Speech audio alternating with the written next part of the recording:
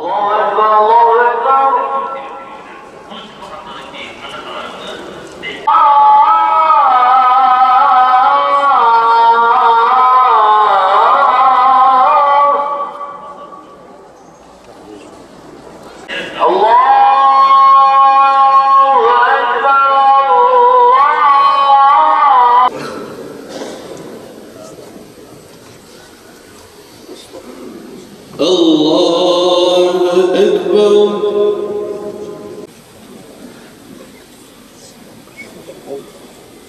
Bismillahirrahmanirrahim. Özellikle Filistin'de şehit olan kardeşlerimizin ruhlarına hediye eyledik. Sen vasıl eyle Allah'ım. Ya Rabbi, Kur'an-ı Kerim'de bize mübarek belde olarak tanıttığın peygamberler şehri Kudüs'e zalim ve azgın güçler tarafından başlatılan hayasızca bir işgal ve tecavüze karşı bu camide huzurunda toplandık. Milletçe ellerimizi açtık. Sana yalvarıyoruz. Dualarımızı kabul eyle Allah'ım.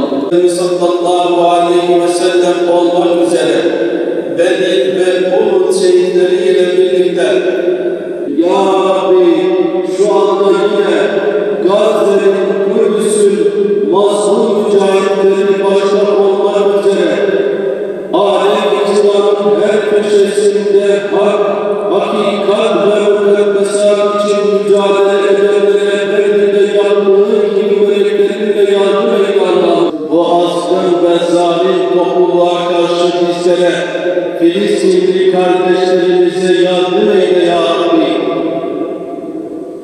Ya Rabbi, sana iman eden kullarının izzetini, şerefini, onurunu, halil-i şerifetini hiçbir zalim zor. Bu zulmün sona ermesi için Müslümanların vicdanlı olması lazım, bir olması lazım, beraber olması lazım.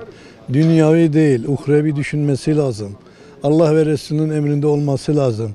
Dikkat edin, şu anda bir Hamas mücahitleri dünyaya İslam'ı öğretti, sabrı öğretti, mücadeleyi öğretti ve İslam'ın nasıl bir zafer olduğunu, nasıl bir merhamet olduğunu bütün dünyaya ilan etti. Yani şimdi biz Müslümanlar acaba biz hakikaten bizim yaptığımız ibadetler gerçekten layık mıyız?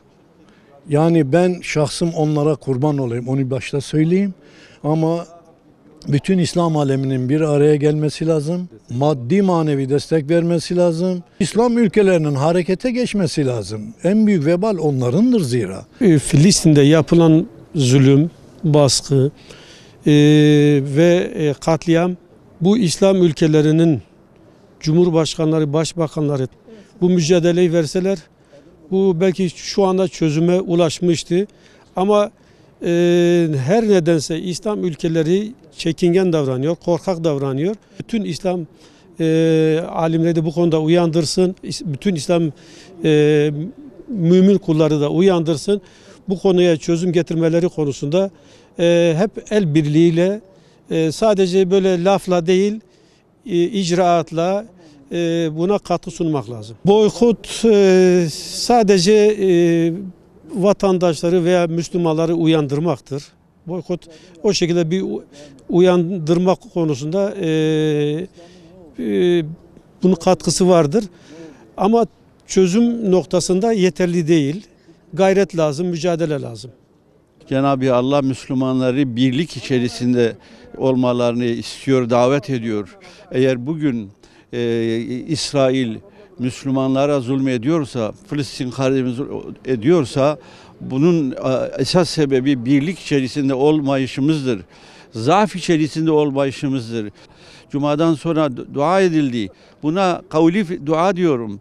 Yani evet sözle dua ediyoruz, edelim de ama fiili duaya da ihtiyaç vardır. Yani desteğe ihtiyaç vardır. Birlik içerisinde olmamıza ihtiyaç vardır. Çalışmamıza ihtiyaç vardır. Filistin kardeşlerimizi bu durumdan kurtarsın ve duamız budur. temennimiz budur. İnşallah dualarımız da kabul olunacaktır diyorum. Filistin üzerinde yapılan bu soykırım, bu hepimize yapılan bir soykırım, katliam. Sadece oradaki insanlara değil, bütün insanlığa, tek Müslümanlığa değil, bütün dünyadaki insanlığa yapılan. Çünkü çocuğun ne suçu var, o kadının ne suçu var, o hastaların ne suçu var? Hastaneleri bombalıyor. O insanların ne suçu var? Halk olarak ne yapabilir? Bir yürüyüş yapabilir, yardım yapabilir, insani yardım yapabilir. Onun ötesinde ne yapabilir? Yani ülke büyüklerine düşen görev orada zulmü sonlandırmak. Geli Müslümana em tev birlik, beraberlik, Filistin birayı meye, goşt canı meye, khoyna meye, ya peygamberaya, ce peygamberaya em tev de bi canu malu günlüğe koy em tev duaya koy bi mali koy bu ara yardım hepkin. Ya Rabbi bu ara yardım hep ki. Ya Rabbi tilvan veri rahme. Müslüman bi canı koy bi mali koy. En önemli destek ekin bedene var. ده باغنوت 20 باغنوت دعاية ام تب هفرا براي هبودنينا روجاتان قيامت تبايك بني عرضه. Bizi onlara yardımcı eyle, nusretinle, inayetinle zaferler nasip eyle.